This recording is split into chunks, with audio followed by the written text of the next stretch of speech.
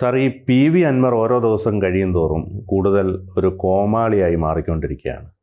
ഒരു 2 തവണ അദ്ദേഹം അവിടെ MLA ആയി ജയിച്ചു വന്ന വ്യക്തിയാണ്.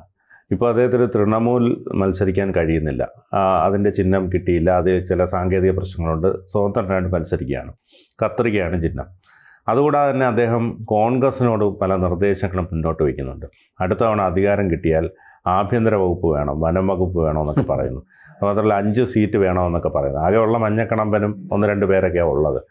അപ്പോൾ ഇതിന് പിന്നിൽ, ഈ അൻവറിന് പിന്നിൽ ലീഗ് കളിക്കുന്നുണ്ടെന്ന് ബലമായ സംശയം വരുന്നുണ്ട്. കുഞ്ഞാലി സാഹിബൊക്കെ എന്തോ ഓഫറുകളൊക്കെ കൊടുത്തിട്ടുണ്ട്. ഒരുപക്ഷെ എനിക്ക് തോന്നുന്നു അൻവറിനെ കൂടെ നിർത്തി ബലപ്പെടുത്തിയെടുത്താൽ കുഞ്ഞാലി സാഹിബിനൊക്കെ ഒരു മുഖ്യമന്ത്രിയൊക്കെ ആവാൻ UDF അധികാരത്തിൽ വന്നാൽ അൻവർ അതിനു വേണ്ടിയൊക്കെ നിൽക്കുമല്ലോ. അപ്പോൾ അങ്ങനെ എന്തൊക്കെയോ ഇവർ തമ്മിൽ ചില ചരട് വലികൾ നടക്കുന്നുണ്ട്, ലീഗുമായിട്ടും അൻവർ.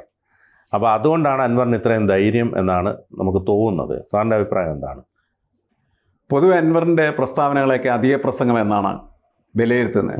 അത് നമ്മൾ വിലയിരുത്തുന്നതല്ല, അൻവർ തന്നെ അങ്ങനെ പറയുന്നുണ്ട്. ഞാൻ ഇനിയും അധിക പ്രസംഗം നടത്തും എന്ന് അദ്ദേഹം ഇടക്കിടക്ക് ഘോഷിക്കുന്നത് അതുകൊണ്ടാണ്.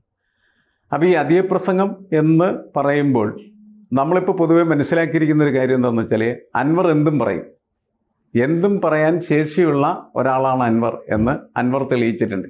അതെ.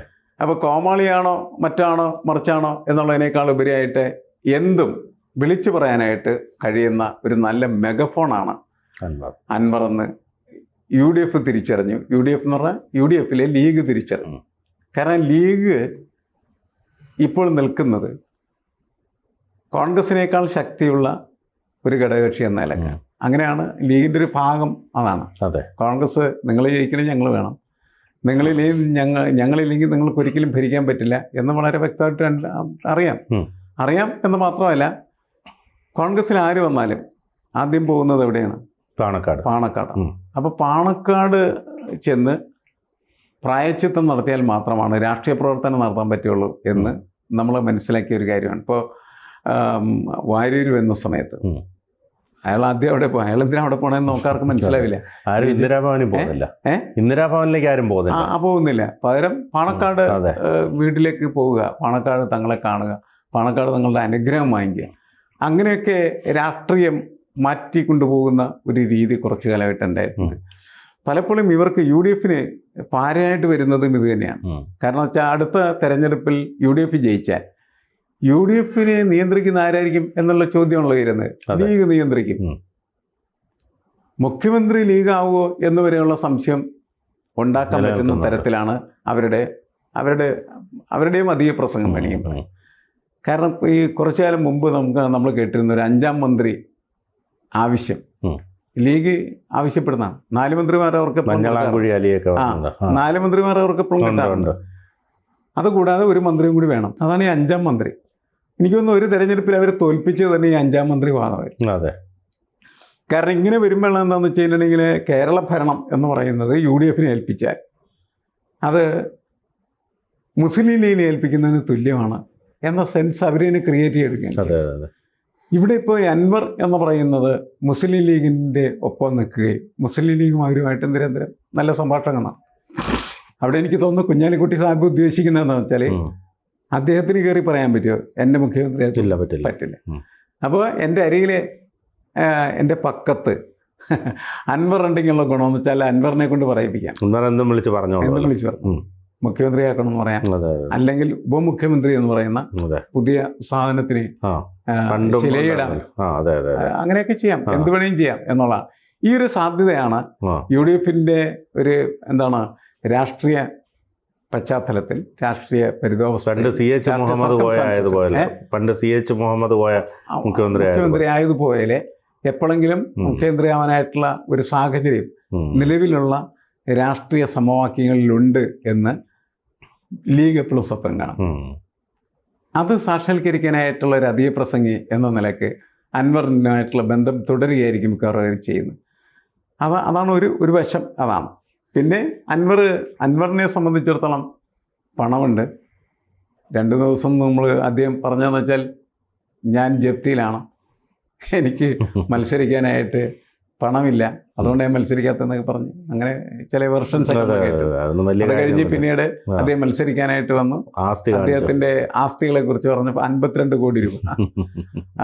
ബാക്കിയുള്ള കാര്യങ്ങളിലേക്ക് നമ്മൾ പോകുന്നില്ല. അപ്പൊ അയാൾ എങ്ങനെയാണ് പണമില്ലാത്ത ഒരാളാണ് എന്ന് നമുക്ക് ഏറ്റവും കുറച്ചായിരിക്കുമല്ലോ ഇതിനകത്ത് വെക്കുന്നത്. അപ്പൊ അതിന്റെ 3-4 ഇരട്ടി അതെ 3 ഇരട്ടി ഉണ്ടായിരിക്കും. ഒരു 10-200 കോടി രൂപയുടെ ആസ്തിയുണ്ട്. ആസ്തിയുള്ള ഒരാളാണ്. ഖനി വ്യവസായമൊക്കെ ഉണ്ടല്ലേ. അതെ, യഥാർത്ഥത്തിൽ നമ്മുടെ അൻവർ ഖാൻ.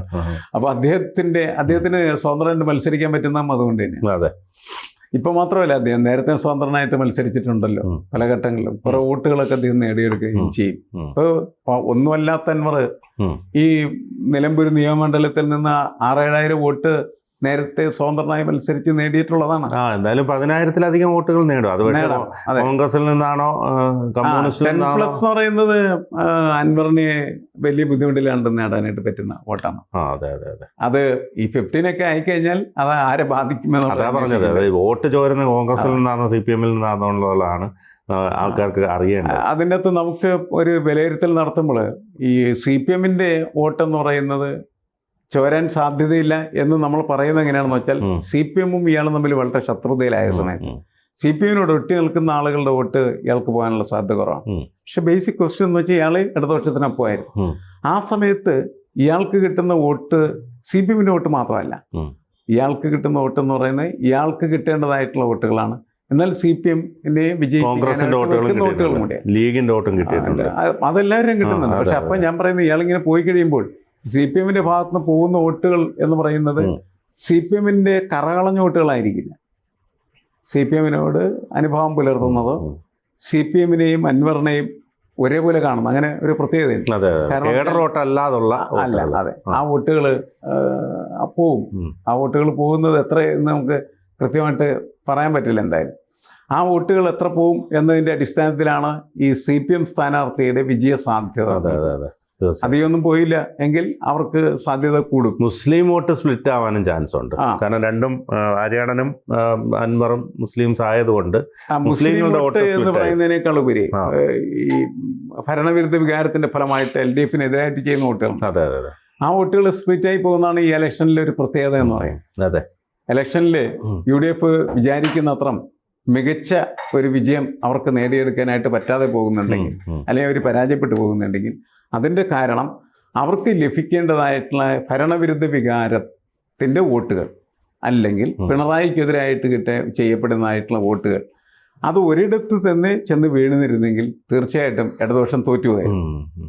അത് സ്പ്ലിറ്റാക്കുക എന്ന ഒരു പ്രധാനപ്പെട്ട ഇടതുപക്ഷത്തിന് മറ്റൊരു പ്രധാനപ്പെട്ട ഗുണം കൂടിയുള്ളത് അവരുടെ വോട്ടുകളെല്ലാം കൃത്യമായി സ്വരാജിന് തന്നെ വരും. പിന്നെ അതുപോലെ തന്നെ BJP ക്രിസ്ത്യൻ സ്ഥാനാർത്ഥിയാണ് നിർത്തിയിരിക്കുന്നത്. സ്വാഭാവികമായും ഒരു ഹിന്ദുത്വമായ രീതിയിൽ ചിന്തിക്കുന്ന BJP പ്രവർത്തകരുടെ വോട്ടും, അതായത് ഈ പറഞ്ഞ പോലെ കേഡറല്ലാത്ത ഒരു നിഷ്പക്ഷത പുലർത്തുന്ന BJP വോട്ടുകളും ഒരുപക്ഷെ സ്വരാജിന് വന്നു ചേരാം. ഇത് നമുക്ക് കാൽക്കുലേറ്റ് ചെയ്യാൻ പറ്റുന്ന അവസ്ഥയിലല്ല. എന്ത് വരുമെന്ന് നമുക്കൊന്നും സമവാക്യങ്ങളൊന്നും അങ്ങോട്ട് നേരത്തെ നമ്മൾ കണ്ടിരുന്ന തരത്തിലുള്ള സമവാക്യങ്ങൾക്ക് ഒരു പ്രസക്തി. ഏതായാലും എക്സിറ്റ് പോളുകാർ നന്നായിട്ട് വിയർക്കേണ്ടി വരും. അത് സ്വാഭാവികം.